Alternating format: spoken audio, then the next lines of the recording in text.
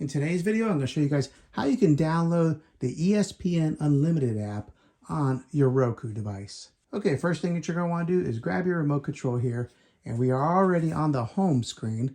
So what we're going to want to go do is on the second option here, we're going to click on search. Now here you're going to go ahead and type in ESPN. Okay, I just typed in E and ESPN already shows up there, so I'm going to go ahead and click over. You might have to type yours out fully if it doesn't show up. All right, we'll click on ESPN. All right, now since I already downloaded this app, it's just going to give me an option to open the app right here.